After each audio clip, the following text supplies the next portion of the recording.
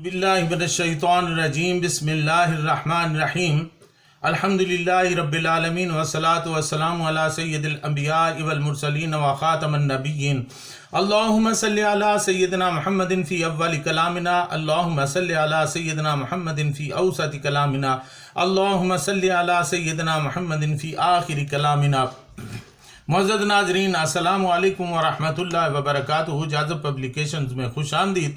मैं मोहम्मद सईद जाज़ब आपकी खिदमत में हाज़िर हूँ। तालीमुल कुरान का सिलसिला जारी है और मैं आपकी खिदमत में सूरह बकरा की तफसीलात व तशरीहात पेश कर रहा हूँ।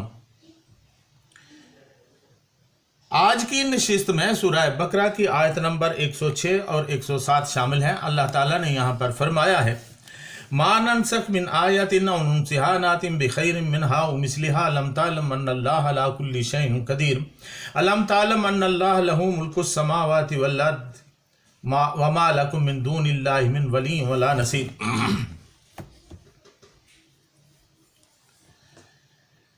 जो आयत हम मनसूख कर देते हैं या फरामोश कर देते हैं तो उसकी जगह उससे बेहतर या उस जैसी कोई और आयत ले आते हैं। क्या तुम नहीं जानते कि अल्लाह ताला हर चीज़ पर कादिर है? क्या तुम ये भी नहीं जानते कि अल्लाह ताला ही के लिए है बादशाही आसमानों और ज़मीन की, और तुम्हारे लिए अल्लाह ताला के सिवा कोई यारो मददगार नहीं। नाज़रीन, यहूद सादा दिल मुसलमानों के ईमान को मुतज़लज़ल करने के लिए तरह तरह के शुबहात पेश करते थे।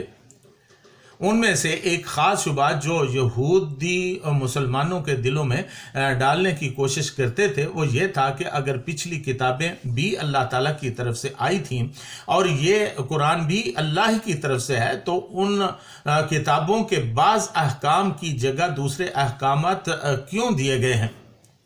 एक ही खुदा की तरफ से मुख्तलिफ वक्तों में मुख्तलिफ अहकाम कैसे हो सकते हैं? फिर तुम्हारा कुरान ये दावा भी करता है कि यहूदी और ईसाई उस तालीम के एक हिस्सा को भूल गए जो उन्हें दी गई थी। आखिर ये कैसे हो सकता है कि खुदा की दी हुई तालीम हाफिज़ों से महव हो जाए? जो सारी बातें वो किसी तहकीक के लिए नहीं बल्कि इसलिए करते थे कि ताकि मुसलमानों को कुरान के मिन जानिब अल्लाह होने पर शक हो जाए। इसी शुबा के रद्द के लिए ये आयत नाजिल हुई हैं। नाज़रीन, नसख क्या है और मनसूख किसे कहते हैं, इस बारे में जान लेना बहुत ज़रूरी है। नसख के लुग़वी मानी लुगातुल कुरान ने बहवाला इब्ने फारिस रहमतुल्लाह अलैह बयान किए हैं। वो कहते हैं कि नकल, इसका मतलब है नकल, तरदीद, एक चीज़ को मिटा देना और उसकी जगह दूसरी चीज़ को ले आना, यानी दूसरी चीज़ को पहले के कायम मकाम कर देना। जैसा कि कहा जाए कि नसखती शम्स ज़िल्ला, आफताब ने साया को हटा दिया और उसकी जगह रोशनी ले आया।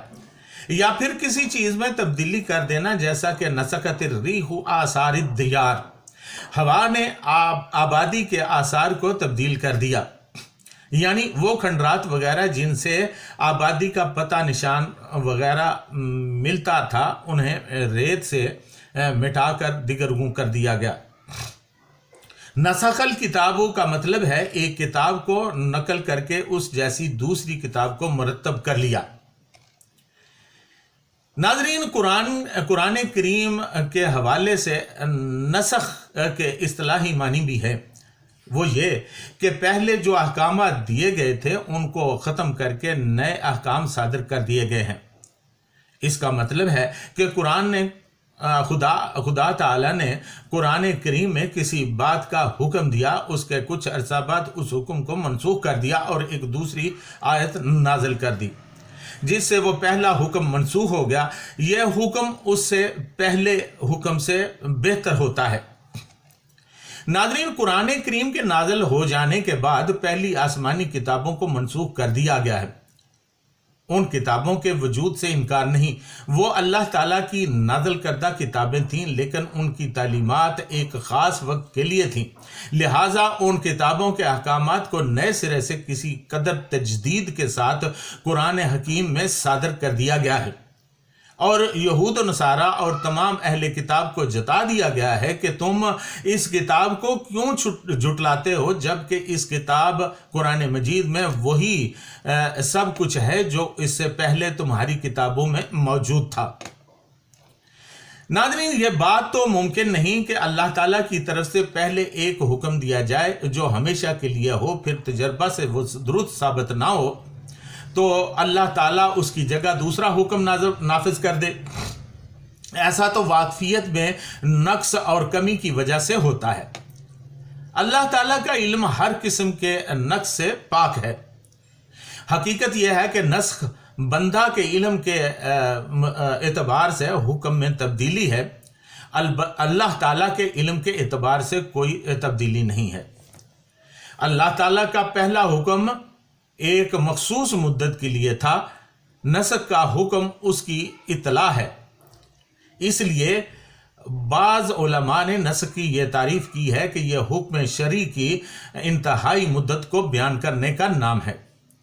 ہوا بیان انتہا الحکم الشرعی، جیسے ایک ماہر ڈاکٹر مریض کو بیک وقت مختلف مراحل میں آنے والی دعاؤں سے آگاہ نہیں کرتا بلکہ ایک نسخہ لکھتا ہے، پھر چند دنوں بعد اس کی جگہ دوسری دوا تجویز کر دیتا ہے جو کہ ڈاکٹر کے علم میں پہلے سے ہے، مگر مریض خیال کرتا ہے کہ معالج نے دوا تبدیل کر دی ہے۔ اسی طرح شراب کے حرام ہونے کا حکم 3 مرحلوں میں دیا گیا تھا۔ پہلے مرحلہ میں فرمایا گیا کہ اس کا نقصان اس کے نفع سے زیادہ ہے، جیسا کہ پارہ نمبر 2 سورہ البقرہ آیت نمبر 219 میں ارشاد باری تعالیٰ ہے، یسألونک عن الخمر والمیسر قل فیہما اسم کبیر ومنافع للناس واسمہما اکبر من نفعہما۔ آپ سے سوال کیا جاتا ہے کہ شراب اور جوئے کے بارے میں، آپ فرمائیے ان دونوں میں بڑا گناہ ہے اور لوگوں کے کچھ فائدے بھی ہیں۔ اس کا گناہ نقصان سے بڑا ہے، اس کا گناہ یعنی نقصان بڑا ہے اس کے فائدے کی نسبت۔ دوسرے مرحلہ میں پارہ نمبر 5 سورۃ النساء آیت نمبر 43 میں ارشاد باری تعالیٰ ہے، لا تقربوا الصلاۃ وانتم سکارى حتى تعلموا ما تقولون۔ نشے کی حالت میں نماز کے قریب بھی نہ جاؤ یہاں تک کہ تم سمجھنے لگو جو تم کہتے ہو۔ اور تیسرے مرحلہ میں شراب مکمل طور پر حرام کر دی گئی۔ پارہ نمبر 7 سورۃ المائدہ آیت نمبر 90 میں ارشاد باری تعالیٰ ہے، یا ایھا الذین آمنوا انما الخمر والمیسر والانصاب والازلام رجس من عمل الشیطان فاجتنبوہ لعلکم تفلحون۔ اے ایمان والو، بے شک شراب، جوا، بت اور جوئے کے تیر سب ناپاک ہیں، ان سے بچو تاکہ تم فلاح پاؤ۔ حضرت عائشہ صدیقہ رضی اللہ تعالیٰ عنہا فرماتی ہیں کہ اگر پہلے ہی مرحلہ میں شراب مکمل طور پر حرام کر دی جاتی تو شاید عربوں کے لیے اس سے بچنا دشوار ہو جاتا۔ ناظرین، منسوخ آیات کی تعداد علماء نے کچھ بتائی ہے۔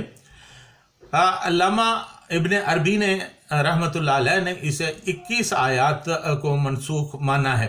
علامہ جلال الدین سیوطی رحمۃ اللہ علیہ نے ان کا ذکر بڑی وضاحت سے کیا ہے۔ انشاءاللہ لذیذ وقت آنے پر ان کی تفصیلات میں آپ کی خدمت میں پیش کروں گا۔